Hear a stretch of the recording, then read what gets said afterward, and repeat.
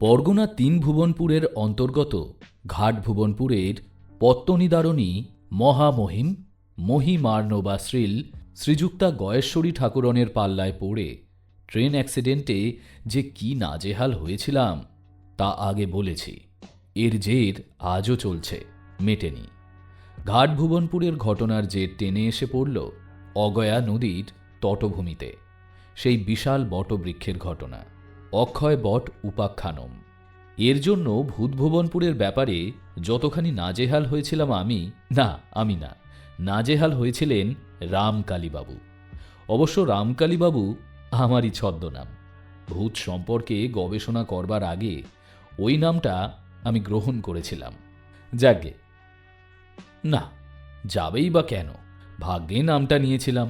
না হলে ওই রাম নামটা ধরে কি লোকেরা অজ্ঞান অচেতন আমার কানের কাছে চিৎকার করে ডাকতেন? আর রাম নাম শুনলে কি গয়েশ্বরী ঠাকুরন তাঁর দামিনী ঝি এবং ঘাটভুবনপুরের সেই ভূতের বাপের শ্রাদ্ধ বাসরে সমবেত ভয়ঙ্কর মূর্তি কেঁপে ওঠা এবং ধেই ধেই নৃত্যরত ভূতকুল পিন ফোটানো বেলুনের মতো চুপসে যেত? এখন জ্ঞান তো ফিরল, মানে কলকাতায় ফিরে এলাম এবং ভূত পুরাণটা লিখে ফেললাম। তাতে কিন্তু উল্টো ফল হলো। আমি আমার থিসিসে প্রমাণ করতে চাইলাম এক, কিন্তু লোকে বুঝলে অন্য। বলতে চাইলাম ভয়ের মধ্যে ভূতের বাস, লোকে বুঝলে ভূত না মানলে সর্বনাশ। আমি বলতে চাইলাম মানুষকে ভূত পারবে না, লোকে বুঝলে ভূত কখনো হারবে না, ঘাড়ের দখল ছাড়বে না। যাক, এ কথা আরও অনেক রকম করেই বলা যায়, কিন্তু তার প্রয়োজন নেই। তবে ফ্যাসাদে পড়লাম তাতে সন্দেহ নেই, কারণ চিঠিপত্র সহযোগে নানান প্রশ্ন আসতে লাগল। বিশেষ করে রামাই ভূত আর কালীবাবুর বাড়ির সেই পেতনিটির খোঁজ নিয়ে অনেক প্রশ্ন আসতে লাগল। একটি ছেলে তো আমাকে লিখলে রামাইয়ের ঠিকানা দেবেন, আমি তার পেন ফ্রেন্ড হতে চাই। এসব থেকেও নিষ্কৃতি আছে, কিন্তু এটা প্রায় অসহ্য হয়ে উঠল যে মধ্যে মধ্যে কেউ যেন আশেপাশে খসখস ফিসফাস করে ওঠে। কখনো বা ফিসফিসানির মধ্যে শুনি, বলি শুনছ? বুক ঢিপ ঢিপ করে ওঠে, চোখ পিট পিট করে, সামনে যেন সর্ষে ফুল ফোটে। মনে মনে বলি, জয় রাম শিবরাম, সীতারাম হে, ভূতেদের হাত থেকে করো ত্রাণ হে। আশ্চর্য, যে নামে গায়েশ্বরী এবং তার ভূতকুল পিন ফোটানো বেলুনের মতো চুপসে গিয়েছিল, প্রায় এক মুহূর্তে সে নামেও ফিসফিসিনি এবং সেই খসখসানি বন্ধ হয় না। বুঝতে পারি না ব্যাপারটা কি। যম দত্তকে জিজ্ঞাসা করলাম, দত্তমশাই, মালদার আমশির মতো লম্বা শুকনো মুখখানা নিয়ে তিরিক্ষি মেজাজে গোটা মুখের মধ্যে অবশিষ্ট 4.5খানা দাঁত বের করে বললেন, ওসব গল্প লিখিয়েদের মাথায় আসবে না। মাথায় তো গোবর পোড়া আছে। বলি, ভূত কয় প্রকার সেটা জানা আছে কি? বললাম, ভূত প্রেত পিশাচ। দত্ত বললেন, তোমার মাথা। ভূত প্রথমত 2 প্রকার, মৌলিক ভূত এবং যৌগিক ভূত, সেটা জানো? হাঁ হয়ে গেলাম। দত্ত বললেন, মৌলিক ভূত তারাই যাদের ভূত করেই ব্রহ্মা তৈয়ারি করেছিলেন। তারা পুরুষানুক্রমে ভূত। যেমন ধরো, মহাদেবের প্রধান ভূত নন্দী মহারাজ। নন্দী মহারাজের বেটা দণ্ডিকী শৃঙ্গী, তস্য বেটা জঙ্গী, তস্য বেটা রঙ্গী। এ নামগুলো অবশ্য ঠিক নাও হতে পারে, কিন্তু বেটার বেটা তস্য বেটা তো আছেই, অর্থাৎ খাঁটি ভূত। মানে কালিকট বন্দরে ভাস্কো ডা গামার সঙ্গে সাথী খাঁটি পর্তুগিজের মতো খাঁটি ভূত। এদেশের লোককে জোর করে ধর্মান্তরিত করা খ্রিস্টানের মতো হলো যারা, তারা হলো মানুষ মোড়ে ভূত। কেউ কিছুর জন্যে, মানে অপঘাতে মরার জন্যে ভূত হলো, কেউ পিণ্ডি না পেয়ে ভূত হলো, কেউ মরার সময় খারাপ লগ্নে মরে ভূত হলো। তারা হলো দুসরা রকমের ভূত, তারাই রাম নামে চুপসে যায়। অরিজিনাল ভূতেরা হলো খোদ শিবের খাস চেলা। তারা এই কালের হিপিদের মতো 24 ঘন্টাই সিদ্ধি গাঁজা খেয়ে বোম বোম রাম রাম করে নাচছে। তারা রাম নামে ভয় খাবে সেটা বলে কেডা?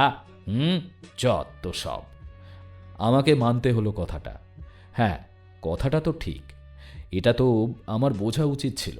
ভূত দুই প্রকার, ভূতের বেটা ভূত আর মানুষ মরে ভূত। ভূতের বেটা ভূত হয়, তাদের মরণ নাই। মানুষ মরে ভূত হয়, তারাই আবার ভূত মরে মানুষ হয়।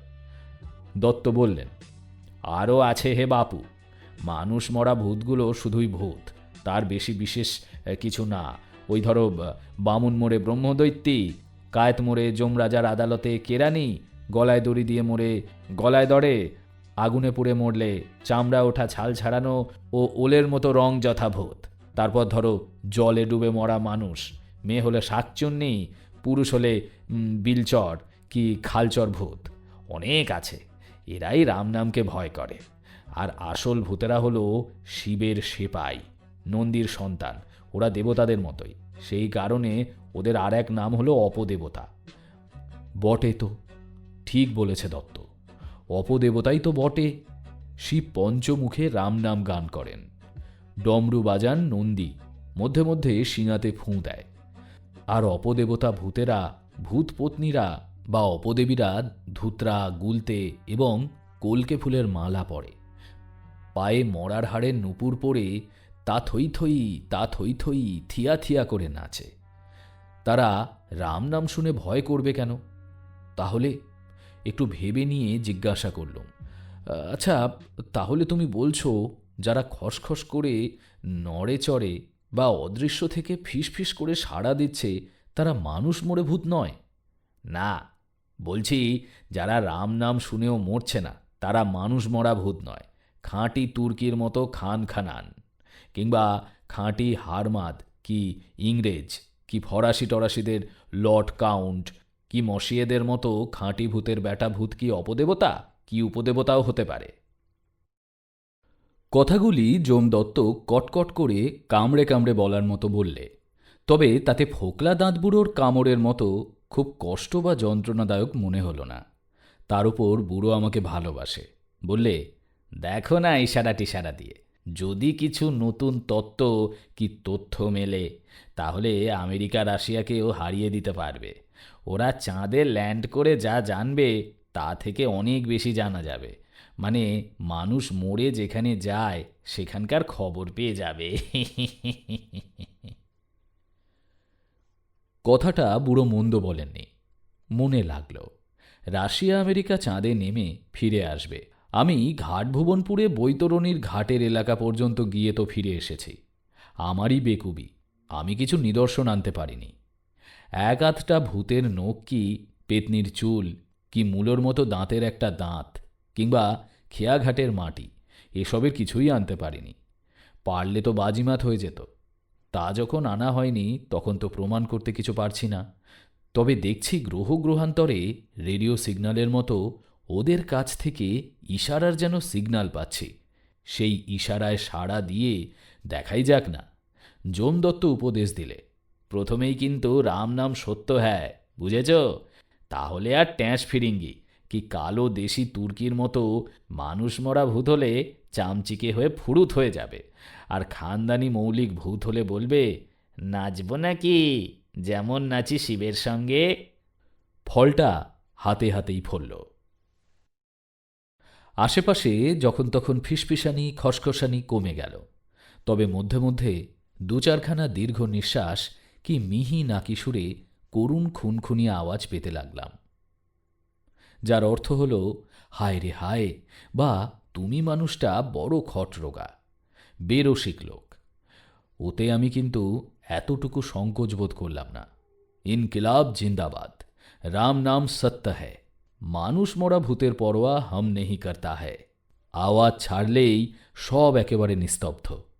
বুঝতে পারি শূন্যলোকে অদৃশ্য চামচিকে বা ফড়িংয়ের মতো ভূতের দল উধাও হয়ে গেল। হঠাৎ সেদিন, এই তো 1976 সালের 4 বৈশাখ, ওই যে ঝড়ের দিন, পেল্লায় ঝড় হয়ে গেল। গোটা বাংলাদেশই প্রায় তছনছ হলো সেদিন। বেলা 3টে থেকে ঝড় শুরু হলো। দমকায় দমকায় 3 বারে প্রায় ঘণ্টা চারেক ঝড় আর জল। পশ্চিম আকাশ অন্ধকার করে সে ভীষণ কালো পালবন্দি বুনো মহিষের দলের মতো মেঘ যেন তেড়ে ফুঁড়ে খুঁড়ের দাপটে শিঙের খোঁচায় গাছপালা টেলিগ্রাফের পোস্ট উপড়ে দিয়ে বোধ করি সমূলে উৎপাটিত করে বলাই ভালো, ঘরের চাল উড়িয়ে দিয়ে উল্টে ফেলে ঊর্ধ্বশ্বাসে ছুটে চলে গেল। আমি তার আগের দিন রাত্রি থেকে ট্রেনে আসছিলাম। তেসরা রাত্রে পাটনা থেকে রওনা হয়ে দুপুর 1:30টায় নেমেছিলাম আমাদের বাড়ির স্টেশন আমোদপুরে। সেখান থেকে একটা মোটরে লাভপুর গিয়ে মাকে প্রণাম করে সঙ্গে সঙ্গেই বেরিয়ে এলাম। তখন বেলা 2টো। গাড়িতে চড়ে মনে হলো পশ্চিম আকাশের একেবারে দিগন্তে প্রথম বুনো মোষের পালটা যেন বন থেকে মুখ বের করে তৈরি হচ্ছে। ওদের দলপতি একটা হাঁক দিয়ে ছুটতে শুরু করলেই দরদর দরদর গাঁ গাঁ শব্দ তুলে গোটা পালটাই দৌড়তে আরম্ভ করবে। ভয় হলো কিছুটা, কিন্তু হলে কি হবে, আমারও একটা কেমন গোঁ আছে। সেই গোঁয়ের বশে মেঘ গ্রাহ্য না করেই বললাম, চলো ছেড়ে দাও গাড়ি। মোটরে 7 মাইল পথ। পথ এখন নতুন কালের পিচ ঢালা পথ। কতক্ষণ লাগবে? বড়জোর 20 মিনিট। ইতিমধ্যে মনে হলো মোষের দলটা যেন দিগন্তের ওপাশে মুখ সরিয়ে নিয়ে বোধহয় মতলব বদলালে, দৌড়টা আজ মুলতুবি রাখলে। শুধু তাদের নিঃশ্বাসে ওরা খানিকটা লাল ধুলো উঠল। কিছুক্ষণ বৃষ্টি হলো, আমরা স্বস্তির নিঃশ্বাস ফেললাম। কিন্তু হরি হরি, হরির মতলব বোঝা ভার। তিনি মারতেও আছেন, রাখতেও আছেন। সবেতেই বোধ করি সমান খুশি। আমোদপুর স্টেশনে এসে পৌঁছলাম যখন, তখন পশ্চিম আকাশে কালো স্লেটের মতো রঙের পুঞ্জ পুঞ্জ মেঘ দক্ষিণে বোলপুর, উত্তরে সাঁইথিয়া পর্যন্ত আকাশ জুড়ে সোজা পূব মুখে এগিয়ে চলেছে। উপমা ওই পালবন্দি বুনো মোষ বা বাইসনের সঙ্গে। শিং নিচু করে লেজ পিঠে ফেলে পরস্পরের গায়ে গায়ে ঠাসাঠাসি লেগে গর্জন করতে করতে ছুটেছে। এরই মধ্যে বিদ্যুৎ চমকালো। একটা তীব্র আলো ঝলসানির সঙ্গে সঙ্গে মেঘ গর্জালে, যেন মোষেরা শিঙে শিঙে ঢুঁ মারলে। তাতেই উঠল আগুন এবং আওয়াজ। তার সঙ্গে কয়েক মিনিটের মধ্যে এলো বৃষ্টি। সামনেই প্ল্যাটফর্মের ওপাশে পয়েন্টসম্যান প্রভৃতিদের কোয়ার্টারের ওধারে অনেককালের একটা বাগান। বাগানটার গাছগুলো অনেক দিনের, যেন মাথায় বাঁশের বাড়ি খেয়ে বড় গাছগুলো একেবারে বাপ বলে শুয়ে পড়ল। স্টেশনের ওয়েটিং রুমের খোলা জানলা একখানা উড়ে চলে গেল। কোথা থেকে ঝড়ে উড়ে এসে প্ল্যাটফর্মের উপর সশব্দে আছাড় খেয়ে পড়ল একখানা আস্ত টিন বা করোগেটেড শিট। স্টেশন ওয়েটিং রুমে ইলেকট্রিক আলো জ্বলছিল, পাখা চলছিল। ফুস করে আলো নিভে গেল, পাখা চলার শব্দ থামল এবং ঘোড়ার বেগ মন্থর হল।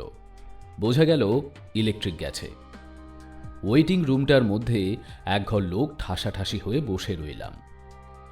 বাইরে খোলা প্ল্যাটফর্ম ফাঁকা, সেখানে মোটা মোটা ফোঁটায় ঘন ধারায় বর্ষণ চলছে। দেখতে দেখতে প্ল্যাটফর্মের রাঙা কাঁকুর ফেলা জায়গায় জল জমে জল বইতে লাগলো। আমরা বোবা হয়ে বসে রইলাম। এর মধ্যে সৌভাগ্য বা সুরাহা হলো এই যে ঝড় বৃষ্টির ফলে গুমোট গরমের অসহনীয়তা আর রইল না।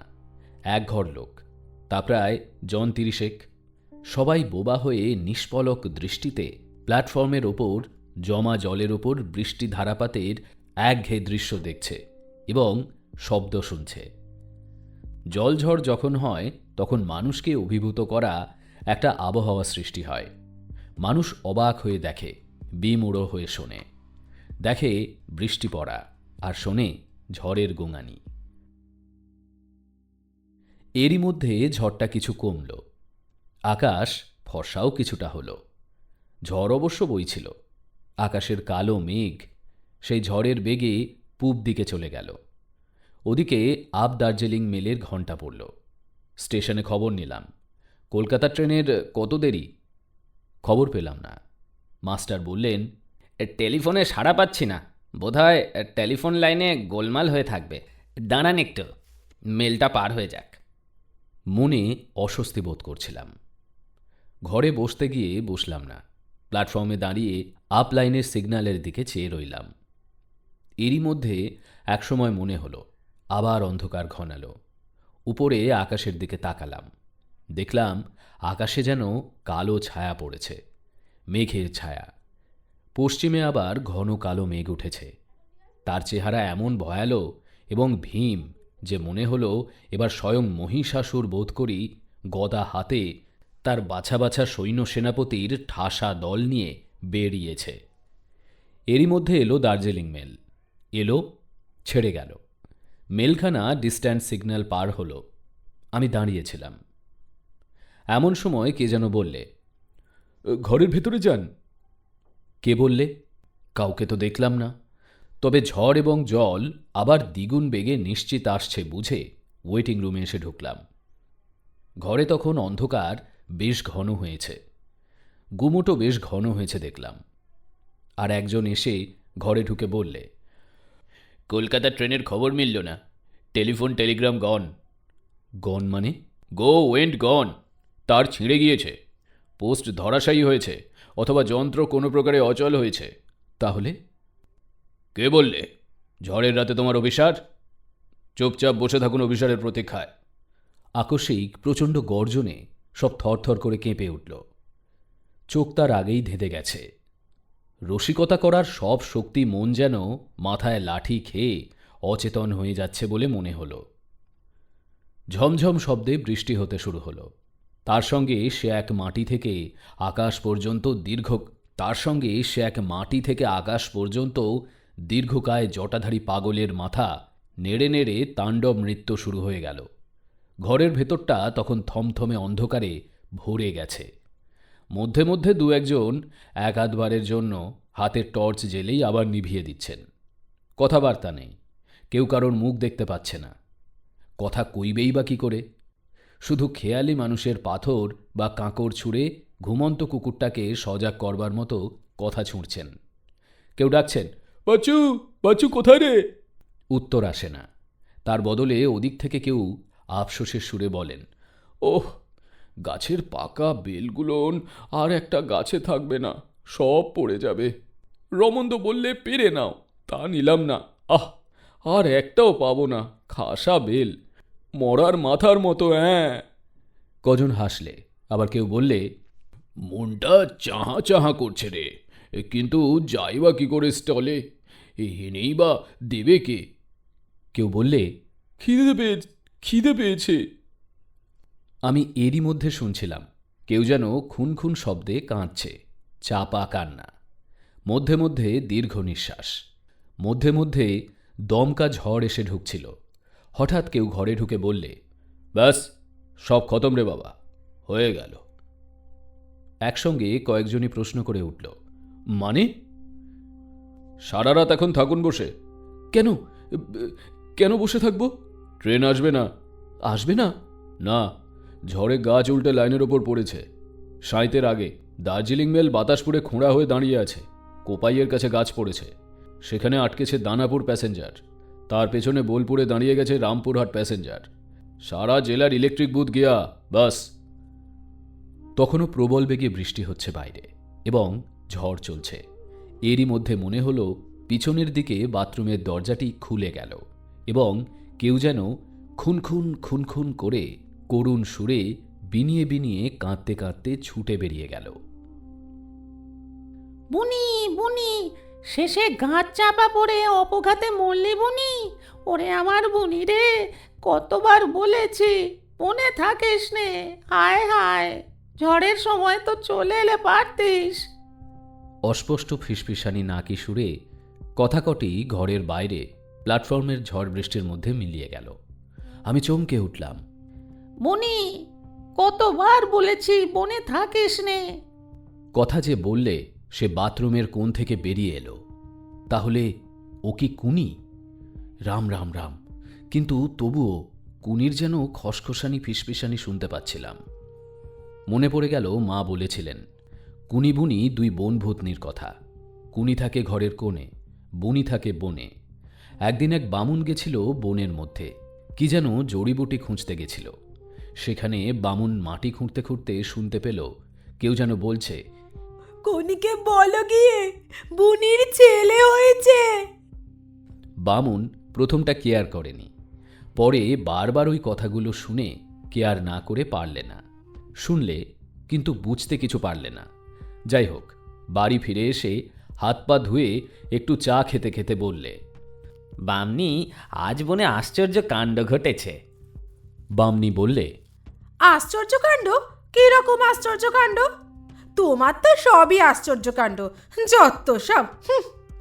বামুন বললে, শোনো তবে, বলে বললে, বনের মধ্যে বুঝলে কি না আমি মাটি খুঁড়ছি, আর কে যেন কোথা থেকে বললে, কুনিকে বলো গিয়ে বুনির ছেলে হয়েছে।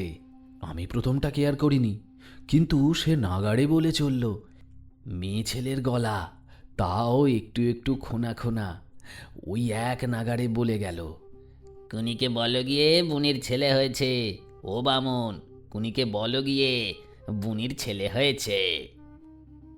আমার শেষটা কেমন গা ছমছম করে উঠল। আমি ছুটে পালিয়ে এলাম। বামনি বললে, খুব বীর পুরুষ আমার। ভালো করে দেখলে না একবার খুঁজে পেতে? কোনো বদমাস মেয়ে ছেলে তোমার সঙ্গে মশকরা করছে, ভয় দেখিয়েছে। খুব ছুটেছ তো। বলতে বলতে কথা আর শেষ হলো না। বামনির মুখের কথা মুখে থাকল, চোখ ছানা বড়া হয়ে গেল। বামুন আতঙ্কে করে উঠল, কারণ ঘরের মধ্যে থেকে, অর্থাৎ ঘরের কোণ থেকে, এই এক কালো ধিঙ্গি মেয়ে, এই ঝাঁকড়া ঝাঁকড়া চুল, এই ভাঁটার মতো চোখ, পেঁচার মতো নাক, মূলোর মতো দাঁত, কুলোর মতো কান, ধেই ধেই করে নাচতে নাচতে বেরিয়ে এলো। আর মুখে সে বেশ সুর করেই বলছিল, কয় দিবসে, কয় দিবসে, কদিন হলো, কদিন হলো। বলতে বলতে এবং নাচতে নাচতে সে বেরিয়ে চলে গেল বনের দিকে। এরা কি সেই কুনি এবং সেই বুনি? মনে তো তাই হচ্ছে। বললে, ঝড়ের সময় পালিয়ে এলে পারতিস। সেই বুনি এবং সেই কুনি না হলেও তাদেরই সন্তান সন্ততি কেউ হবে। এরা তো মানুষ মরা ভূত নয়, এরা হলো আদিকালের মৌলিক ভূত। কোণের অন্ধকারের ভূত কুনি, বনের অন্ধকারের ভূত বুনি। এরা মৌলিক ভূত, এদের বংশানুক্রম আছে, এরা বিয়ে করে, এদের ছেলে পিলে হয়। এরা রাম নামে গয়েশ্বরী বা মানুষ মরা ভূতদের মতো পিন ফোটানো বেলুনের মতো চুপসে মরা চামচিকের মতো হয়ে যায় না। আমি তখনও শুনছিলাম। কুনি কাঁদতে কাঁদতে ঝড়ের মধ্যে চলেছে। একটা দীর্ঘ নিঃশ্বাস পড়ল। না ফেলে পারলাম না। ঝড় থামল, কিন্তু সমস্ত অঞ্চলটা অন্ধকার। ইলেকট্রিক লাইন রয়েছে, বড় বড় গ্রামে ঘরে ঘরে ইলেকট্রিক জ্বলে, স্টেশনে ইলেকট্রিক জ্বলে, সব অন্ধকার। কেবল টর্চ মধ্যে মধ্যে জ্বলছে এবং নিভছে, তাতে যেন অন্ধকার আরও ঘন হচ্ছে। এরই মধ্যে মানুষ আটকে আছে স্টেশনে। রেললাইনে গাছ উল্টে পড়ে ট্রেন চলাচল বন্ধ, বাস নেই, রাস্তার উপর গাছ পড়েছে, দোকানে খাবার নেই। অন্ধকারের মধ্যে টর্চের ইশারা আর হাঁক, ও হে ও। এরই মধ্যে একটা আশ্রয় পেয়েছিলাম। ছোট লাইনের মাস্টার একটি ঘরে একটি বিছানা পাতা খাটে আশ্রয় দিয়ে বলেছিলেন, কি করবেন, উপায় তো নেই, এইখানে শুয়ে রাতটা কাটিয়ে দিন। সামান্য খাদ্যও মিলেছিল। ক্লান্ত হয়েই ছিলাম, শুয়ে পড়ে ঘুমিয়েই গিয়েছিলাম। আলো ছিল না, পাখা ছিল না।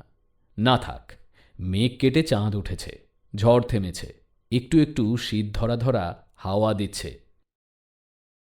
রাত্রি গভীর বলে মনে হলো। ঘরে একটা হ্যারিকেন জেলে দিয়েছিলেন মাস্টার, সেটা নিভে গিয়েছে। একটা খোলা জানালা দিয়ে দুধের মতো সাদা জ্যোৎস্না এসে মেঝের ওপর স্থির হয়ে পড়ে আছে। শান্ত পৃথিবী।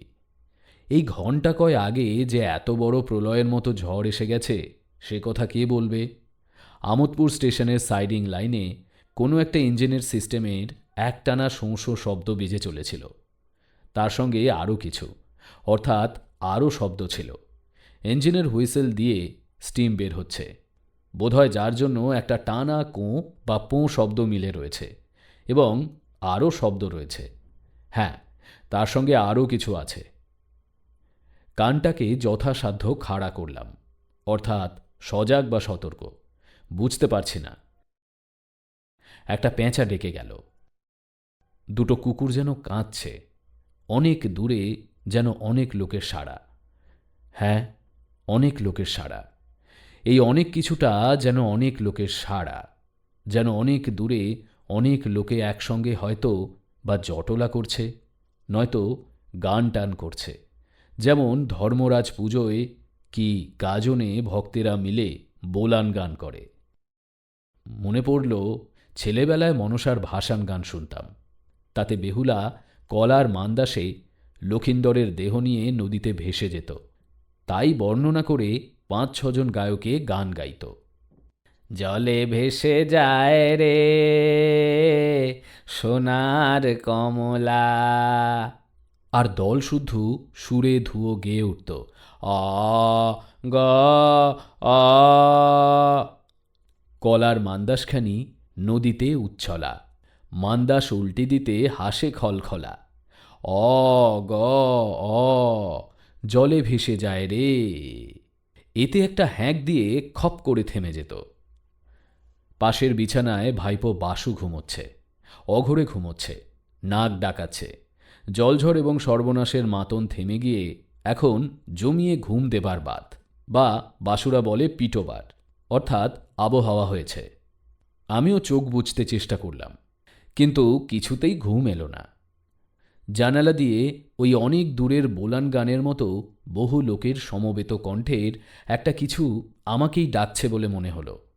ওরা ডাকুক বা না ডাকুক, আমার মনে হলো আমাকেই ডাকছে, বা এ ডাক কিসের সেটা জানা উচিত। অবশ্য উচিত। আস্তে আস্তে জানালার ধারে এসে দাঁড়ালাম। জানালার বাইরে পৃথিবীকে আশ্চর্য সুন্দর বলে মনে হলো। ধবধবে জ্যোৎস্নায় ভিজে ভিজে বৈশাখ মাসের ফসলহীন মাঠটিকে আশ্চর্য সুন্দর নরম মনে হচ্ছে, ঠিক যেন সদ্য স্নান করা, থান কাপড় পরা পূজাবাড়িতে গিন্নিবান্নির মতো লাগছে। মাথার উপরে আবহমণ্ডলের বায়ুস্তর, তার উপরে আকাশ একেবারে ধোয়া মোছা হয়ে তকতক করছে। নীল নির্মল আকাশে আধখানা চাঁদ ঝলমল করছে। দেখা যাচ্ছে একেবারে সেই দূর দিগন্ত পর্যন্ত দক্ষিণ দিকে। পশ্চিম দিকে আমোদপুরের বসতি। আজকাল সেখানে অনেক বড় বড় হাল ফ্যাশনের পাকা বাড়ি তৈরি হয়েছে। সেগুলো জ্যোৎস্নার মধ্যে নিঝুম হয়ে দাঁড়িয়ে আছে। ওই দিক থেকেই আসছে সাইডিং লাইনে ইঞ্জিনটার স্টিম এবং চাপা হুইসেলের শব্দ। কিন্তু ওই অনেক মানুষের সাড়ার মতো শব্দটা তো এদিক থেকে আসছে বলে মনে হচ্ছে না। উত্তর এবং পূর্ব দিক একেবারে খোলা মাঠ। উত্তর দিকটায় অনেক দূরে গ্রাম, পূবে খানিকটা খোলা প্রান্তরের পর আগয়া নদীর ধারে জঙ্গল এবং রেলের ব্রিজ। ওদিকে তো জনমানবের সঙ্গে এই রাতে একসঙ্গে এত মানুষের সাড়া আসার কথা নয়। এককালে ডাকাতেরা জমায়েত হতো আগয়ার ধারের জঙ্গলে। তারও আগে লোকে বলে আগয়ার বটতলায় নাকি ধর্মরাজের সভা বসত। বটগাছটার নাকি 500 বছর বয়স, কেউ কেউ বলে তারও বেশি। আবার অনেকে বলে না না না, 100 মানে 100 বছরের হবে। তা যতশো বছরেরই হোক, বটগাছটা বিরাট। মূল কাণ্ডটা তো আর নাই, কোন কালে সেটা নষ্ট হয়ে গেছে। এখন গাছটার কাণ্ড যেটা সেটা নামান। ছেলেবেলায় দেখেছি দিনে দুপুরবেলাতেও অন্ধকার থমথম করত গাছতলায়, এবং লোকে বলতো গাছতলায় বড় বড় সাপ আছে। পোকামাকড়ের তো অন্ত নেই। সারাটা গাছের ডালপালা ধরে ঝুলত 100-200 বাদুড়। সন্ধে হলেই তারা আকাশে উড়ত, আর গাছের ডালে ডালে নৃত্য শুরু হতো তাঁদের, মানে ভূতদের। আমি জানি না এরা কোন ভূত, অর্থাৎ ভেজালহীন আসল মানে খাঁটি জাত ভূত, না মানুষ মরা ভূত। কেউ কেউ বলতো ওই বাদুরগুলোই ভূত। ভূতটুত নাচে না, রাত্রে বাদুরগুলো ওড়ে, চেঁচায় আর খেয়েই করে। আবার এই গাছটাই ছিল অরণ্য ষষ্ঠী বুড়ির আস্তানা। জ্যৈষ্ঠী মাসে 2-4খানা গ্রামের মেয়েরা গয়না কাপড় পরে ছেলেদের সঙ্গে নিয়ে ষষ্ঠী বুড়ির পুজো দিয়ে যেত। গাছটার গুঁড়িতে হলুদ সিঁদুর লেপে দিয়ে তালশাঁস, আম, কাঁকুর, খেজুর, জাম, ছোলা ভিজে ও মিষ্টির ভোগ দিয়ে গাছকে গামছা পুড়িয়ে বাড়ি ফিরে যেত। গাছটা এখন মড়মড় হয়ে এসেছে। সেখান বা ওদিক থেকে এ আওয়াজ কি করে আসবে? হঠাৎ জানালার বাইরে মাঠের উপর যেন অকস্মাৎ একটি লোককে দেখা গেল। একটি মেয়ে লোক, বেশ একটি মিষ্টি চেহারার মা, চোখে কাজল, গৌরবর্ণ রঙের উপরেও হলুদ হলুদ আভা, হাতে শাঁখা, বেশ ঝলমলে করে কাপড় পরা, চমৎকার মেয়ে। তার পেছনে মুহূর্তে যেন আর একজন মাটি ফুঁড়ে উঠে দাঁড়ালো। লোকটির ন্যাড়া মাথা, গলায় গুলঞ্চ ফুলের মালা, পরনে থান কাপড়। চেহারাটা ভালো নয়, কিন্তু খারাপ লোক বলে মনে হলো না। আমাকে ইশারা করে ডাকলো, হাত নেড়ে নেড়ে ইশারা। আমি তাদের দিকে তাকিয়েই ছিলাম। হঠাৎ যেন অনেকটা অভিভূত হয়ে গেলাম। ভালো করছি কি মন্দ করছি এই বিচারের কথা যেন ভুলে গেলাম, এবং একটা অজ্ঞাত আকর্ষণে আকর্ষ হয়ে দরজা খুলে বাইরে এসে দাঁড়ালাম।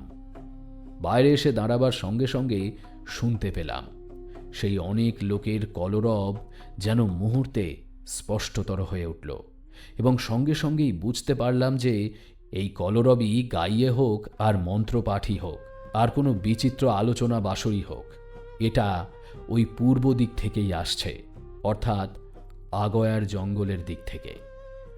সেই দিকে তাকালাম। ওদিকে মেয়েটি এবং লোকটি এগিয়ে এসে বললে, নমস্কার। নমস্কার। আমিও প্রতি নমস্কার করলাম। লোকটি বললে, আসুন। সঙ্গে সঙ্গে মেয়েটি বললে, আমাদের সঙ্গে। বলে তারা চলতে লাগলো। আশ্চর্য, আমিও চলতে লাগলাম। চলছি চলছি, হঠাৎ মেয়েটি বললে, কোনো ভয় নেই আপনার। লোকটি বললে, খুবই দুঃখিত আমরা, এই এত রাত্রে আপনাকে কষ্ট দিলাম। মেয়েটি বললে, কি করব বলুন, দুর্ঘটনার ওপর তো হাত নেই। লোকটি বললে, আপনি খুব ভাগ্যবান, বুঝেছেন? তা নইলে। মেয়েটি ধমক দিয়ে বলল, চুপ করো, কোনো বুদ্ধি নেই তোমার। লোকটি বললে, কেন, ভয় পেয়ে যান যদি? এবার আমি জিজ্ঞাসা করলাম, ভয় পাবো কেন? ভয় তো পায় লোকে, অনেক কারণে পায়। এবার আমার চমক ভাঙল। মনে পড়ে গেল গয়েশ্বরী দেবীর এজেন্টের কথা। সেই নায়েব গোমস্তা জাতীয় জীবটি যে হ্যাঁ হ্যাঁ করে হাসত, এরা আবার তাদেরই কেউ নাকি? আমার উপর এদের নেক নজরের কথা তো জানি। বলেছি ভূত ঝুট হ্যায়, ভয়ের মধ্যে ভূতের বাসা ভাই, নইলে ভূতের কোনো পাত্তা নাই। তা এরা দুজনেও তাই নাকি? মনে পড়ে গেল দশরথ রাজার বড় ছেলের নাম। মনে মনে বললাম, রাম রাম রাম, জয় রাম জয় রাম। ভূত আমার পুত, পেতনি আমার ঝি, রাম লক্ষণ বুকে আমার, করবে ওরা কি? আমি মনে মনে বললাম। ওরা কিন্তু দুজনেই খিলখিল করে হেসে উঠল। মেয়েটি হাসলে খিলখিল শব্দে, লোকটির হাসি খ্যা খ্যা বা খ্যাক খ্যাক করে। আমি চমকালাম এবং প্রায় নিশ্চিত করে বুঝলাম যে এরা মানুষ মরা তাঁরা নন, এরা হলেন জাত তাঁরা। নন্দী মহারাজার সইয়ের বউয়ের বকুল ফুলের বোনপো বউ, এবং কাকার শালার মামার মেশোর পিসের জাত ভাই। ভয় এসে গেল। বাতাস দিলে পাতা যেমন দোলে, ঠিক তেমনিভাবে ওদের হাসির হাওয়ায় আমার মনের পাতা ভয়ের দোলায় দুলল একটু। তবু আমি সাহস সঞ্চয় করে বলতে গেলাম, হাসছো কেন তোমরা এমন করে? আমি কিছু বলবার আগেই লোকটি বললে, জয় রাম সীতারাম, রামকালী বাবু, রামজির দোহাই, আপনার কোনো ভয় নাই, আমরা ওতে ভয় পাই না। আমি বলতে গেলাম, তবে আপনারা সেই আদি ও অকৃত্রিম। মেয়েটি তার আগেই বলল, আমরা তাও নই, আমরা ভূত মানে অপদেবতাই নই রামকালী বাবু, আমরা হলাম। লোকটি বললে, উপদেবতা। মেয়েটি বললে, এক নম্বরের মুখ্য তুমি, অপতে উপতে তফাৎটা কি? যা অপ তাই উপ, লালমুখ বাঁদর আর মুখ পড়া হনুমান, এই তো। লোকটি বললে, তাহলে? মেয়েটি বললে, আমরা হলাম শিডিউল্ড দেবতা। এবার আমার বিস্ময়, এরকম কথা কখনো শুনিনি। শিডিউল্ড কাস্ট আছে, কিন্তু দেবতার বেলায় এরকম তো শুনিনি।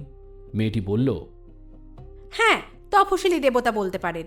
ও তফসিলি, আমি ট্রাইবাল, মানে আদিবাসীর মতো আদিবাসী দেবতা। হাঁ করে চেয়ে রইলাম তার দিকে। সে বললে, ও হলো ধর্মরাজের দেবাংশী দেবতা, আর আমি হলাম মা ষষ্ঠীর সখী দেবতা। আমরা বোধ নই, আমাদের পুজো হয়। হ্যাঁ তা হয়। মনে মনে স্বীকার করতে হলো, তা হয়। 12 মাসে 13 ষষ্ঠীর তেলে হলুদে ডগমগ চেহারা, চোখে কাজল, হাতে ঝিনুক, পরনে ঢেলাপার শাড়ি। মা ষষ্ঠী মাসে মাসে আসেন কখনো অরণ্যে, কখনো পুকুর নদীর ঘাটে নামেন। পরের 7 পুত কোলে করে, নিজের 7 পুত পিঠে করে মা ষষ্ঠী সন্তানবতী মায়েদের আর ছোট খোকাখুকিদের দেবতা। মেয়েরা উলু দেয়, ব্রত কথা শোনে, ছেলেরা প্রসাদ পায়। আর ধর্মরাজও আসেন বৈশাখ মাসের পূর্ণিমায়। ড্যাং ড্যাং ড্যাড্যা ড্যাং ড্যাড্যা ড্যাড্যা ড্যাড্যা ড্যাং শব্দে ঢাক বাজে। ভক্তেরা নাচে, জয় ধর্মরাজ্ঞ হে, গুলঞ্চ ফুলের মালা গলায় পড়ে। পণ্ডিতেরা বলে ধর্মরাজ আসলে হলেন অমিতাভ বুদ্ধ, অহিংসার প্রেমের অমৃত তাপস, সাক্ষাৎ 10 অবতারের অন্য অবতার। কিন্তু আশ্চর্যভাবে আমাদের দেশে বটগাছ তলায় কি অশ্বত্থ গাছ তলায় পাথর হয়ে বসে আছেন। অহিংসার তপস্বী পাথর হয়ে বামুন দেবাংশীদের পাল্লায় পড়ে পাঁঠা খাচ্ছেন। বাতের তেল, হাঁপানির কবচ, চোখের অসুখের আজন দিচ্ছেন। কথাগুলো তো মিথ্যে নয়, তাদের প্রতাপ খুব। ব্রহ্মা, বিষ্ণু, মহেশ্বর, দুর্গা, কালী, লক্ষ্মী, সরস্বতী থেকে কম নয়। অবশ্যই একালে সরস্বতী ঠাকুরনের নাম একসঙ্গে কারুর সঙ্গেই করা যায় না। তবে গ্রীষ্মের রাত্রে অচেনা অজানা জায়গায়, অন্তত পাড়া গাঁয়ে শুয়ে, কি রাত্রে মাঠের পথে যাবার সময় মা মনসাকে হেলা করা যায় না। এসবই সত্যি কথা। কিন্তু এই ধর্মরাজের দেবাংশী আর মা ষষ্ঠীর জয়া বিজয়ার কেউ একজন অকস্মাৎ জোট বেঁধে এই নিশুতি রাতে আমার কাছে কেন রে বাপু? উনি তপশিলি দেবতা, ইনি ট্রাইবাল আদিবাসী দেবী। দুজনে খাঁচার পাখি আর বনের পাখির মতো কি মনে করে মিলেছেন? আর এত মানুষ থাকতে আমার কাছেই বা কেন? মনে করবা মাত্র সঙ্গে সঙ্গে উত্তর পেলাম। সেই শিডিউল্ড দেবতা অর্থাৎ ধর্মরাজ ঠাকুরের দেবাংশী বেশ একটু বিরক্তির সুরে বললে, আসেন না কেন মশাই? ঠিক ঠাঁইয়ে গেলেই বুঝতে পারবেন। চোখে দেখবেন, কানে শুনবেন, মা ষষ্ঠীর জয়া বা বিজয়া। আমার ভাবনা শেষ হতে না হতে মেয়েটি হেসে বললে, আমি হলাম ষষ্ঠী বুড়ির মেয়ে, মানে বুড়িকে হাত ধরে ধরে নিয়ে বেড়াই। তারপর মেয়েটি বললে, নতুন দেবাংশের কথায় কিছু মনে করবেন না, বয়স হয়েছে, তাছাড়া মানুষটাই একটু গোয়ার গোবিন্দ। আজকের তো কথাই নাই, অক্ষয় বট উপাধ্যায় মশাই মারা যাচ্ছেন। আমরা নিরাশ্রয় হচ্ছি। এখন কোথায় যাব, কি হবে, কি করব, আমাদের আর ভাবনার শেষ নেই। আমি বললাম, অক্ষয় বট উপাধ্যায়? তাকে আপনি তো জানেন, কতবার তার পাশ দিয়ে গিয়েছেন, তার কাছে বসেছেন, তাকে নিয়ে কত ভাবনা ভেবেছেন। আগয়া নদীর ধারে সেই আদ্যিকালের বুড়ো বটগাছ, যে দেহ পাল্টে পাল্টে কাণ্ড মরে গেলে ঝুড়ি নামিয়ে তাকেই কাণ্ড করে বেঁচেছিল। একসময় হয়েছিল 7 বক্ষ মহাবট। রাবণ হয়েছিল 10 মুণ্ড রাবণ, আর আমাদের 7টা ঝুড়িকাণ্ডের 7 ছাতে নিয়ে হয়েছিল মহাবট অক্ষয় বট। এককালে তার হয়েছিল একটি কাণ্ড, বাকিগুলো সব থ্রম্বোসিস হয়ে, প্যারালাইসিস হয়ে শুকিয়ে গেছে। আজ এই প্রলয় ঝড়ে সেই শেষ দেহটিও সমূলে উৎপাটিত হয়ে ধরাশায়ী হয়েছেন। নতুন দেবাংশী বললে, ভালো মন্দ অনেক হয়েছে। সেই বসুমতীর বুকের মধ্যে মধ্যে শেকড় চালিয়েছে, পাথর ফাটানো শেকড়। তার উপর বড় ঘরের ছাওয়াল তো স্বজনে না জনে শ্যাওড়া ফ্যাওড়া তো নয়, বট। শেকড় গাড়লে তো বাস, মানুষের কুড়ুল না ঠেকলে চক্ষু বুঝে 100-150 বছর, বুঝেছ? তপিসেও তো আছে, মহাবিরিক্ষির মহাপেরান। ঠিক জানতে পেরেছে তুমি মশাই আমোদপুরে এই গাছ সাহেবদের কিরুম গো? মেয়েটি একটু হেসে বললে, নেহাত পাড়া গেয়ে ভূত তুমি। এই কালে মানুষগুলো চন্দ্রলোকে যাচ্ছে, আর তুমি রানিং রুম কথাটা মনে রাখতে পারো না? হুম, এত সব মনে থাকে না আমার। আমি বাবার পেশাদি মদ পাট ভাংটাং খাই, আর ধরম বাবা সেই ঘোড়াটা, যেটার ডান পাটা লটর পটর, বাঁ পা খান খোঁড়া। ধরম বাবার ঘোড়াটা চড়িয়ে আনি আর বাস। মেয়েটি বললে, তা নইলে তোমার এমন দুঃখের দশা হবে কেন বলো? মানুষ দেবাংশীরা দিব্যি ধরম বাবার আশীর্বাদী দিয়ে পা ফোলা গোদের ওষুধ বেচে টাকার কাঁড়ি করলে, দালান কোঠা বানালে, আর তুমি? মা গো, চেহারা দেখলেই মনে হবে উপদেবতা না হয় অপদেবতা, হয় ট্রাইবাল নয় অচ্ছুত, মানে শিডিউল। বলুন, আপনিই বলুন।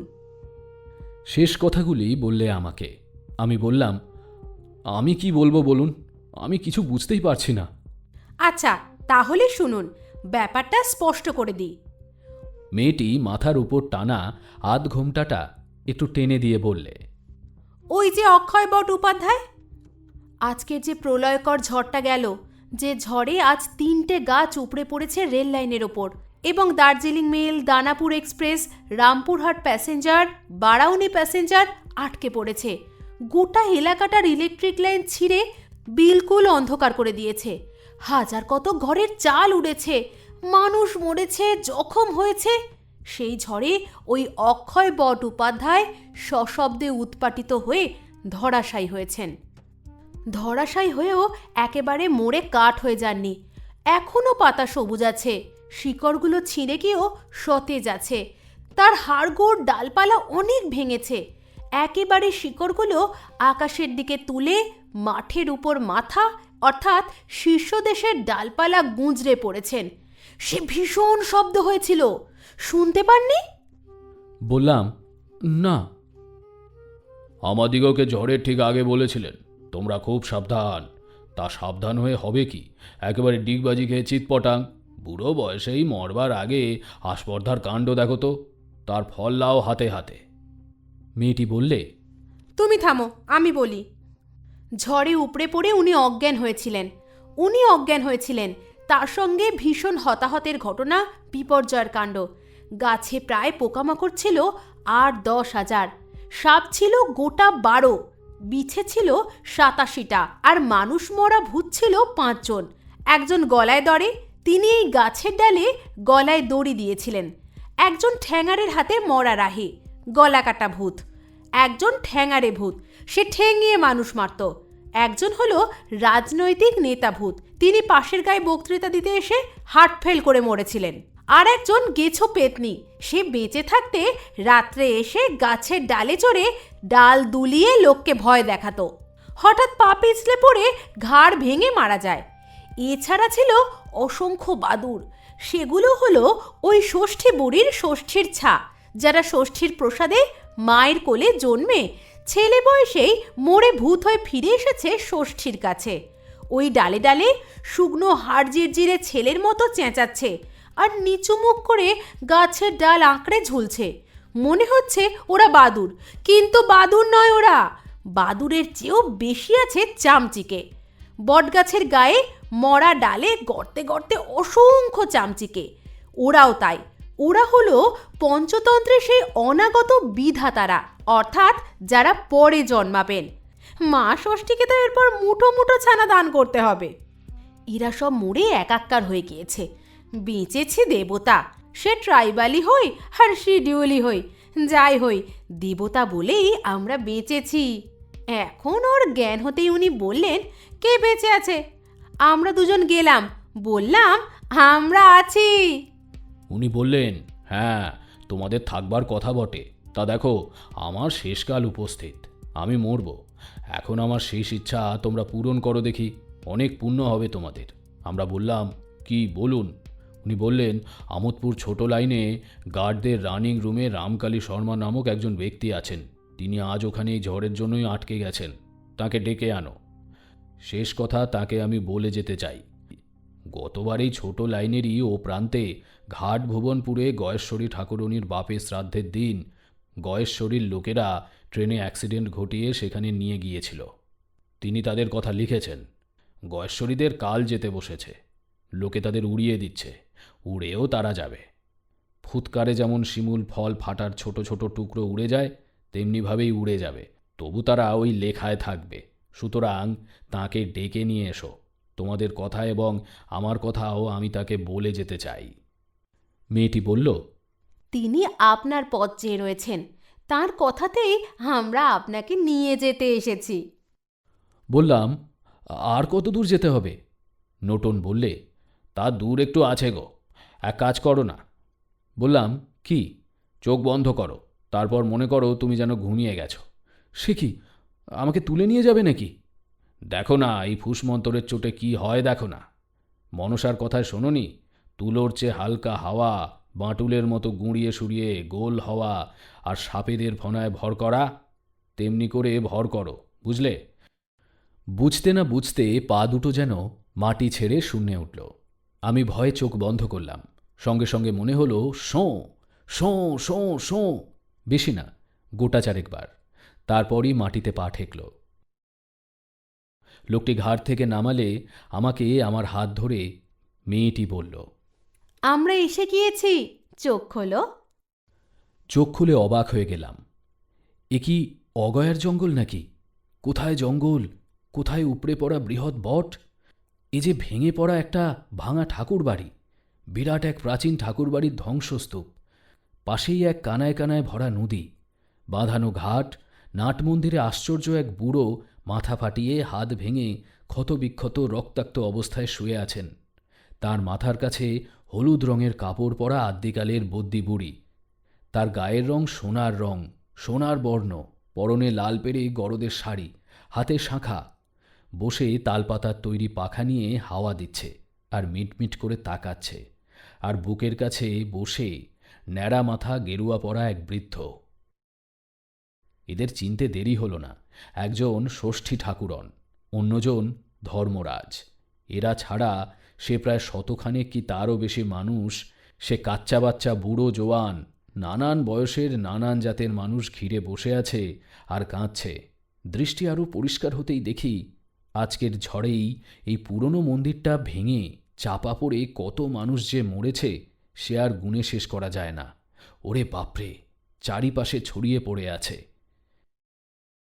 সেই আশ্চর্য বিশালাকায় আহত এবং রক্তাক্ত দেহ বৃদ্ধ আমাকে দেখে বললেন, আসুন, কোনো ভয় করবেন না।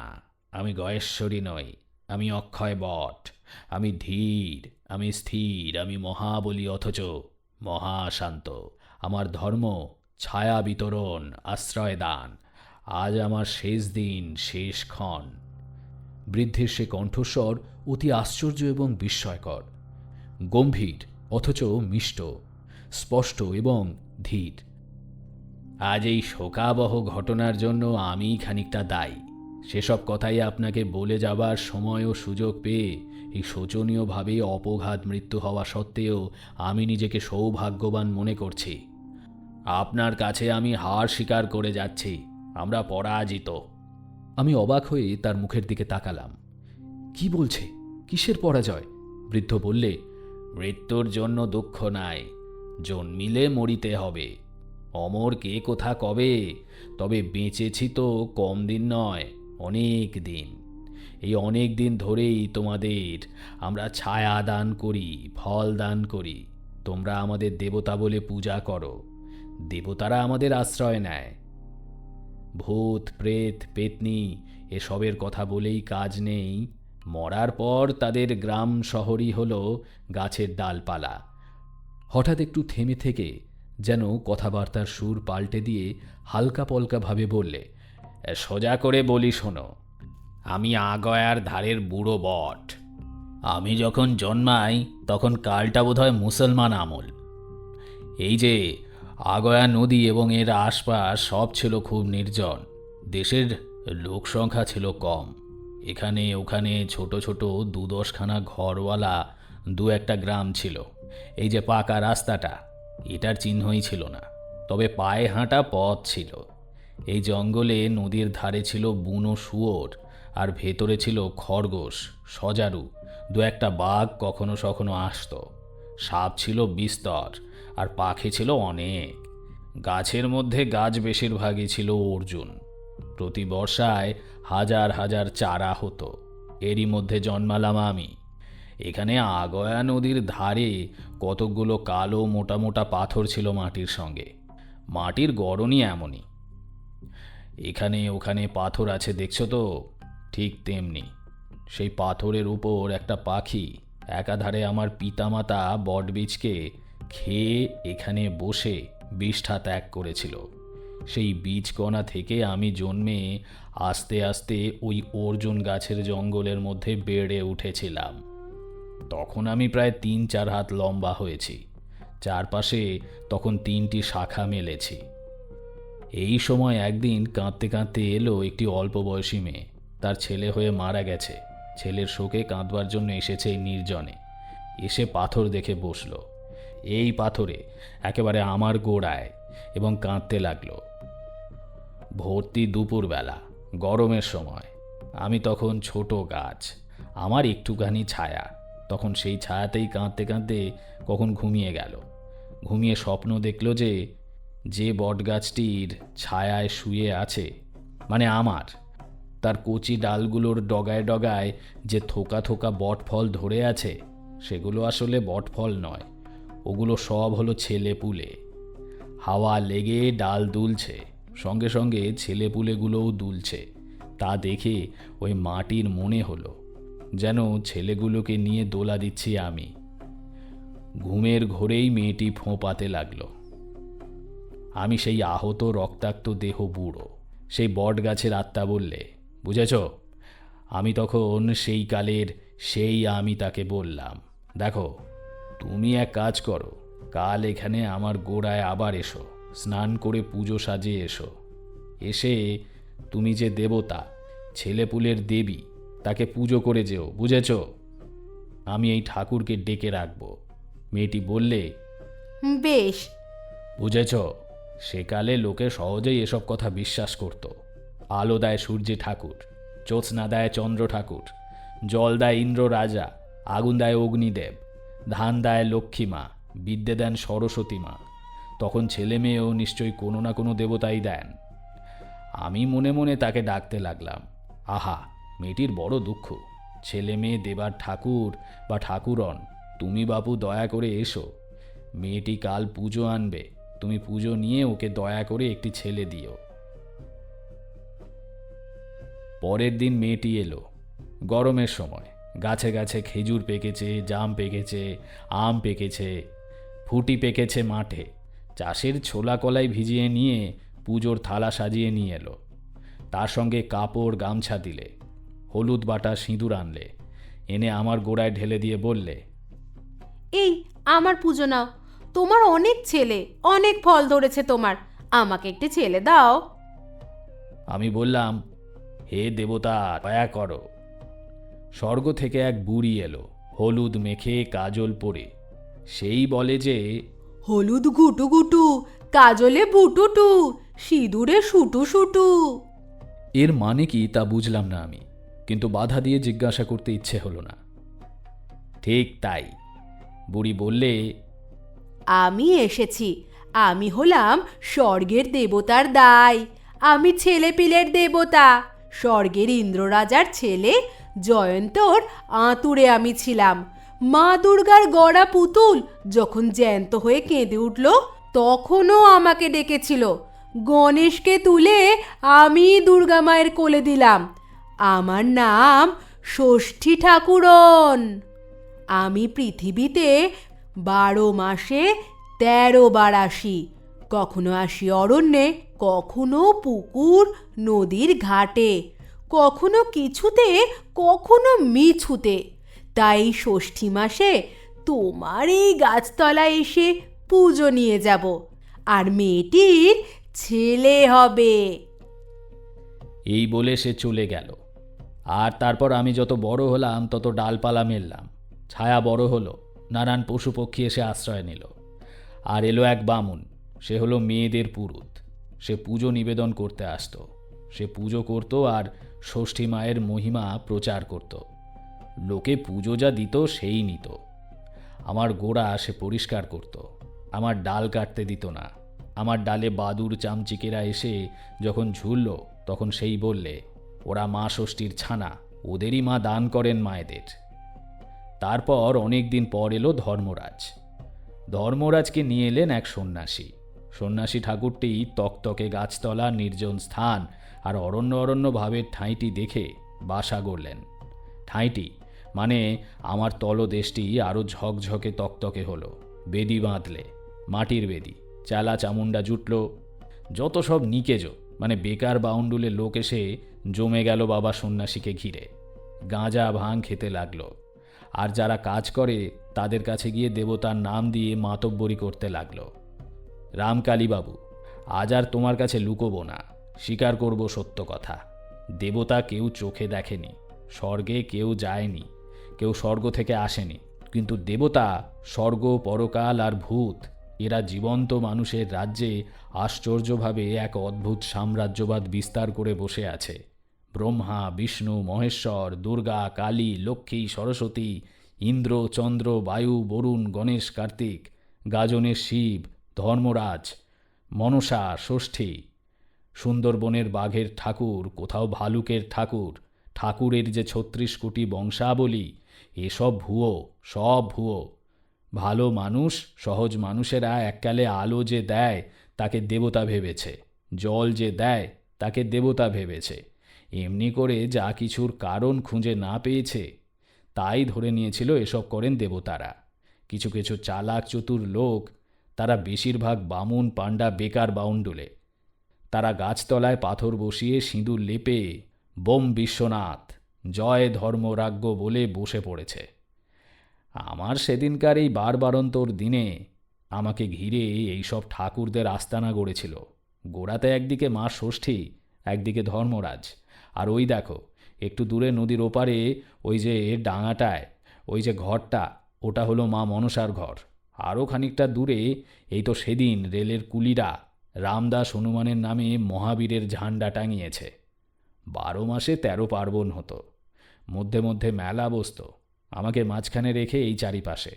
রাত্রে আলো জ্বলত, লোকেরা ঢোল বাজিয়ে গান গাইত, কবি গান, যাত্রা গান, এসব হতো দিনের বেলা। আর তারা ঢাক ঢোল বাজিয়ে পুজো দিত, বলিদান হতো, ছাগ, ভেড়া, হাঁস এসব কাটত, আবার খোল বাজিয়ে হরিনামও করত। আমি মাথা তুলে আকাশকে যেন মাথায় ধরে নিয়ে দাঁড়িয়ে থাকতাম। মনে হতো আমি সম্রাট। আমার নিজের শক্তিতেই নিজে আমি আশ্চর্য হতাম। প্রায় ঝগড়া হতো আমার মেঘেদের সঙ্গে আর ঝড়ের সঙ্গে। সূর্য ঠাকুর লোক ভালো, চন্দ্র ঠাকুর সেও খুব ভালো, কিন্তু এই ঝড়ো ঠাকুর আর এই জলের ঠাকুর, মেঘের দেবতা, এরা দেবতা হিসেবে যা হন, মানুষ ভালো নন। কুটিল, পেঁচালো, জেদি, ন্যায় অন্যায়ের বিচার নাই, স্বেচ্ছাচারী। চাঁদ সদাগরের সঙ্গে মনসা ঠাকুরনের বাদের কথা জানো তো? তুই আমাকে পুজো কর, না করলে তোকে কামড়াবো, তাও সামনাসামনি নয়, লুকিয়ে চুরিয়ে রাত্রিবেলা। আর ঠাকুরনের মূরত খুব, একটা লাঠির এক ঘা পড়তেই কাত। তারপর শ্রীবৎস রাজা আর শনি ঠাকুরের কথা, নল রাজা আর কলি ঠাকুরের কথা, কত বলবো বলো? সব দেবতার এক বল, আমাকে পুজো করো, না করলে ছলে বলে তোর সর্বনাশ করব। ওই যে বুড়ি ষষ্ঠী বেটি, ওর চরিত্রের তাই গো। শীতলা ষষ্ঠীর দিন কোনো মা ষষ্ঠীর ভিজে ভাতের পেশাদ না খেয়ে গরম গরম খেয়েছিল, অমনি বুড়ির মেজাজ খাপ্পা। দেখো না রামকালী, থুরথুরি বুড়ি কটকট করে তাকিয়ে আছে, দেখো না। যাকগে, শোনো যা বলছি শোনো। সেকালে আমার সঙ্গে ওই ঝড় আর মেঘের দেবতাদের লড়াই হতো, বুঝেছ? আওয়াজ দিয়ে ঝড় সমুদ্র লঙ্ঘনকারী হনুমানের মতো পশ্চিম দক্ষিণ কোণে স্থির হয়ে দাঁড়াতো, দম ধরত, সারা শরীরকে শক্ত করে তুলত, বড় বড় কুস্তিগিরদের মতো। তারপর গোঁ শব্দ করে দিত ঝাঁপ। শূন্য লোক তোলপাড় করে যে খানিকটা মাথা তুলেছে তারই মাথায় ধাক্কা মেরে ভেঙে চুরে দিয়ে চলে যেত। আজও যায়, আজই তো দেখলে। তার পিছন পেছন আসে মেঘ আর জল, তার সঙ্গে থাকে ইন্দ্রদেবতার ঝড়, বড় বড় তাল গাছের মাথা দাউ দাউ করে জ্বালিয়ে দেয়। আজও পড়েছে বাজ, ওই সুন্দিপুরে পড়েছে তাল গাছের মাথায়, হরিরামপুরে পড়েছে পুরনো মন্দিরের চূড়ায়, আরও দুটো পড়েছে কোপাই নদীর ওপারে। আগে আগে আমার উপর বজ্রের আঘাত করেছে, একবার নয়, 4-4 বার। 4 বারে 4টে ডাল শুকিয়ে গেল। আমি ঝড়কে, জলকে, ইন্দ্রকে মানতাম না কি না? বলতাম, তোমাদের মানব কি হে? তোমরাই তো আমার তলাতে এসে আশ্রয় নিয়েছ। মনসার বাচ্চা কাচ্চারা থাকে, ষষ্ঠী বুড়ি থাকে, তার বাচ্চা বাদুর চামচিকে থাকে, ভূতেরা থাকে, 5টা ভূত থাকে আমার ডালে, ধর্মরাজ থাকে, আমি তোমাদের মানব কেন? ঝড় বলতো, তবে নে, সামাল। আমিও তাল ঢুকে শক্ত মাটিতে খুঁটি নিয়ে দাঁড়াতাম আর মুখে কোনো কথা না বলে স্থির দৃষ্টিতে তাকিয়ে থাকতাম, ঠিক ধুলো মাটি মাখা ন্যাংটা কষা মল্লবীরের মতো। ঝড় গোঁ গোঁ শব্দে এসে ঘাড়ে লাফ দিয়ে পড়ে মুচড়ে মাটিতে ঠেসে ধরে ঘাড় ভেঙে দিতে চাইতো। আমি নুয়ে পড়তাম প্রথমটায়, তারপরেই ঝটকা দিয়ে ঝড়কে ঘাড় থেকে ছুঁড়ে ফেলে দিয়ে আবার সোজা হতাম। আবার ঝাঁপ দিত ঝড়, আমি আবারও তেমনি করে লড়াই দিতাম। 1 বার, 2 বার, 3 বার, তারপর ধস্তাধস্তি। সে ফেলে, আবার আমি ছুঁড়ে ফেলে দিই। সে গোঁয়ায় গোঁ গোঁ, আমি হা হা করে হাসি। আমার তলায় ভয় বোবা হয়ে বসে থাকে ধর্মরাজ, ষষ্ঠী বুড়ি। সাপখোপ পোকামাকড় বাদুর চামচিকে আমার গায়ের গর্ত টর্ত দেখে তার মধ্যে ঢুকে পড়তো। ঝড় ক্রমে ক্রমে ক্লান্ত হতো, বৃষ্টি শেষ হতো। আমি মাথা তুলে ঠিক দাঁড়িয়ে থাকতাম, হাসতাম মিটিমিটি। মাথার উপরে আকাশে চাঁদ থাকলে বলতাম, তুমি সাক্ষী ঠাকুর। সূর্য থাকলে তাকে বলতাম, প্রভু তুমি সাক্ষী।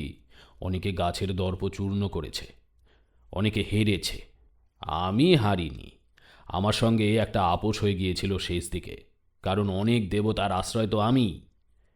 বেশ দিন যাচ্ছিল, আমার বয়স বাড়ছিল, তবু বুড়ো হইনি। মূল কাণ্ডটা মরল। তখন আমি নতুন ঝুড়ি নামিয়ে আরও 3টে কাণ্ডে ত্রিদেহী মহাবট হয়ে উঠেছি। তোমাদের মধ্যে যমজ ছেলে হয়, জোড়া লাগা যমজ, তোমরা তাকে বলো শ্যাম টুইন। এ টুইনের থেকে বেশি। লোক বলতো দেব চরিত্র বোঝা ভার। হঠাৎ কাল পাল্টালো। মানুষ পরশমণির চেয়েও দামি মণি পেল, বিজ্ঞানমণি। যে জ্ঞানের বলে আগেকারের সকল বিশ্বাসের ওপর আলো ফেলে বিশ্বাসের কালো অন্ধকার ঘুচিয়ে বিশ্বাসকেই মুছে নিল। আশ্চর্য ঘটনা ঘটতে লাগলো সব। লোহার গাড়ি জলে আগুনে কয়লায় লাইনের ওপর চলতে লাগলো। তারের মুখে বিদ্যুতের আলো জ্বলল। তেল নেই, সলতে নেই, প্রদীপ নেই, ঝড় বাদলে নেভা নেই, আলো জ্বলছে। অবাক হয়েই দেখছিলাম, চমকায়নি।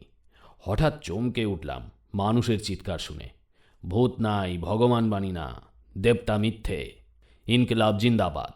আশ্চর্য, আওয়াজের সঙ্গে সঙ্গে ভূতেরা মিলিয়ে যেতে লাগলো। তোমাদের গ্রামে সেই বিখ্যাত রামাই ভূত কেমন করে নিখোঁজ হলো জানো? সে সেই বড় শিমুল গাছটার মাথায় বসে পইতে হাতে নিয়ে জপ করছিল, বম বম ভোলা, জয় কালী জয় কালী, ধিতাং ধিতাং নাচি, হাতে দিয়ে তালি। ঠিক সেই সময় গাছটার একটু দূরের রাস্তা ধরে যত হাল আমলের ছোকরাদের মিছিল চলছিল, তারা হাঁক দিচ্ছিল, ভূত নেই হ্যাঁ, ভূত নেই হ্যাঁ, প্রেত বিলকুল ঝুট, ভূত প্রেত মুর্দাবাদ, ভেঙে দাও জাহান্নাম। সঙ্গে সঙ্গে চমকে গিয়ে রামাই সেই উঁচু শিমুল গাছের সেই উঁচু ডগার ডাল থেকে ফট করে শিমুল ফলের মতো ফেটে গেল। শিমুল ফলের তুলো আছে, সেগুলো উড়ে বেড়ায় বাতাসে। খোলাটা লেগে থাকে বোঁটায়, এর খোলাও নেই, ভেতরে তুলোও নেই। সুতরাং ফট করে শব্দ হওয়ার সঙ্গে ভূত শূন্যে ফুস করে বাতাসের সঙ্গে মিশে যাওয়ার মতো মিশে গেল। শেষ পর্যন্ত ওই বৈতরণী ঘাটের ধারে যান। ভুবনপুরে ওরা জড়ো হয়ে আছে, কিন্তু তাও আর থাকবে না। এবার মানুষরা চন্দ্রলোকে যাচ্ছে গো, মহা বিপদ, কোথাও গিয়ে পরিত্রাণ নেই। তাই বললাম কি তাই? খুব বিস্ময়কর মনে হচ্ছিল। বৃদ্ধ বটের আহত আত্মাপুরুষ বললেন, দেখো, সব দেবতারা এবার শঙ্কিত হলো। ভূত গেছে, এবার এরা মহাশূন্যে মহাযান চালিয়ে সব খুঁজে পেতে ভগবানকে ধরতে যাবে। ভগবান বুড়ো কোথায় থাকে তা ওই ইন্দ্র, বায়ু, বরুণও জানে না। বিশ্বাস না হয় উপনিষদ পড়ে দেখো। তাই দেবতারা খুব চঞ্চল হলো, সব দেবতারা। এরা তো এবার দেবতাদেরও মানবে না, ঘাড় ধরে ধরে নিকাল দেবে। তখন কোথায় যাবে সব? মানুষ যদি দেবতাদের না মানে তবে তারা যাবে কোথায়? খাবে কি? অক্ষম পশু নড়তে পারে না, চড়তে পারে না, কথা কয় না। বেচারারা যে শুকিয়ে হেজে মোজে অঙ্গহীন হয়ে, পুতুল হয়ে, পাথর হয়ে, না হয় নস্যাৎ হয়ে উড়ে যাবে। রাত্রি শেষ হয়ে আসছিল। আকাশের চাঁদ পশ্চিম দিকে ঢলে পড়েছে। বৃদ্ধ বট পশ্চিমের ঝড়ে উপরে পূর্ব পশ্চিমে লম্বা হয়ে পড়েছেন। বিশাল শাখা প্রশাখা মাটির উপর ভেঙে চুরে দুমড়ে মাটির বুকে মুচড়ে মুখ গুঁজে পড়ে আছে। তার পাশেই তাঁর আত্মা আহত হয়ে পড়ে আছে। দেহ থেকে বেরিয়ে এসেছেন। বোধহয় রাত্রি শেষ হওয়ার সঙ্গে সঙ্গেই চলে যাবেন স্বর্গলোকে। আশেপাশে অপ বা উপদেবতারা বা শিডিউলড আর ট্রাইবাল দেবতারা জমায়েত হয়ে দাঁড়িয়ে আছে। ধর্মরাজ থুত্থুরে বুড়ো, ষষ্ঠী আদ্যিকালের বদ্যি বুড়ি, মনসা ঠাকুরন, গাজনের শিব, শিবের সেনাপতি বান গোসাই, রক্ষেকালী, শ্মশানকালী, সুন্দর রায়, ঘোষ মাজরার দেবতা ঘেঁটু ঠাকুর ওরফে ঘণ্টা কর্ণ, তার উপর গলায় দড়ে, পুড়ে মরা ভূত, ঘাড় ভাঙা ভূত, জলে ডুবে মরা ভূতনি, সাপে কামড়ে মরা ভূত, 13 স্পর্শে মরা ভূত, শেখ সাহেবদের মামদো, পাদ্রীদের সাহেব ভূত সব এসে তাকে ঘিরে দাঁড়িয়েছে। দাঁড়াবে না, বটগাছ যে তাদের আশ্রয়দাতা। বুড়ো বটের আত্মা বলল, এইসব নিয়ে আমাদের সভা সমিতি প্রায়ই হচ্ছিল। কি করা যায়, কিভাবে বাঁচা যায়, মানুষের ওপর কি করে টেক্কা তুরুপ ছাড়া তো পথ নেই। দেখছো তো রাশিয়া আমেরিকার ব্যাপার, এ একটা আকাশযান ছাড়ছে তো ও আর একটা ছাড়ছে। এ যদি শূন্যযানে কুকুর পাঠায় তো ও পাঠায় মানুষ, তখন ও পাঠায় ছেলে মেয়ে, আবার এ পাঠায় 2 জন। আবার মহাকাশে হেঁটে বেড়ায়, 2টো মহাকাশ জানে জানে দেখা হয়।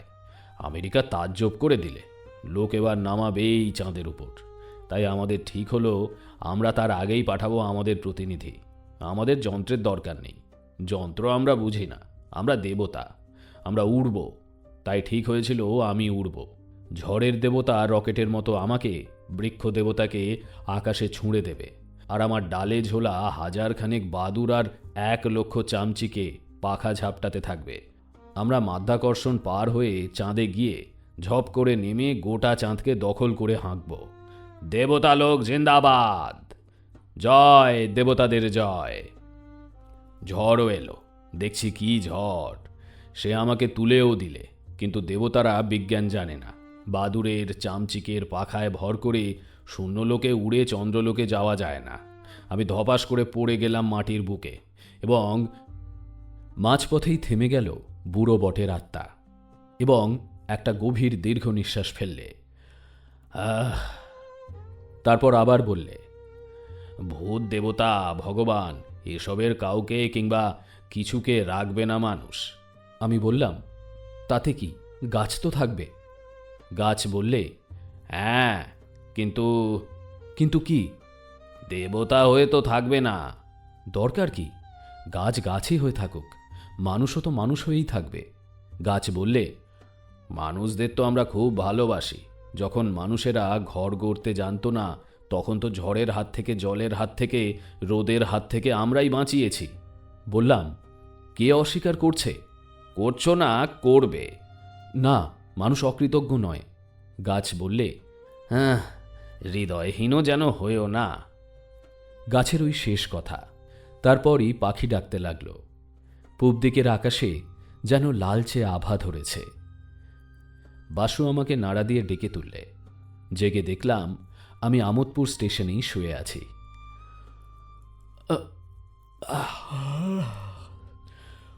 ওহ, তাহলে সারা রাত্রি স্বপ্ন দেখেছি? না, স্বপ্ন ঠিক নয়, কারণ সকালে যখন ট্রেনে চড়ে বাড়ি ফিরলাম তখন দেখলাম আগয়ার ব্রিজের পাশে আগয়া নদীর চরের উপর কুলিরা কাটারি, দা, কুড়ুল নিয়ে গতরাত্রে ঝড়ে উপড়ে পড়া সেই ষষ্ঠী বুড়ি ও ধরমতলার বটগাছটাকে কেটে টুকরো টুকরো করে লাইন থেকে সরিয়ে ফেলেছে। এখন বাকি অংশটাকে টুকরো টুকরো করবে। দেখলাম লরি দাঁড়িয়ে আছে, গাছ তুলে নিয়ে যাবে। শুনলাম এখানকার সমিল, মানে করাত কলওয়ালারা গাছটাকে কিনে ফেলেছে, চিরে কেটে টুকরো করে বিক্রি করবে। আরও দেখলাম অনেক মজুর চাষি দাঁড়িয়ে আছে। বটগাছটা গেল, এবার জায়গাটা কেটে জমি করলে কেমন জমি হবে তাই তারা দেখতে এসেছে। বিকেলবেলা কলকাতা যাবার জন্যে বাড়ি থেকে আবার এই পথেই ফিরলাম। তখন আগয়ার ধরমতলা, বটতলা পরিষ্কার হয়ে গেছে। এরপর জমি হবে, মাঠটার 2টো নাম হবে, ধরমতলার মাঠ আর ষষ্ঠীতলার মাঠ।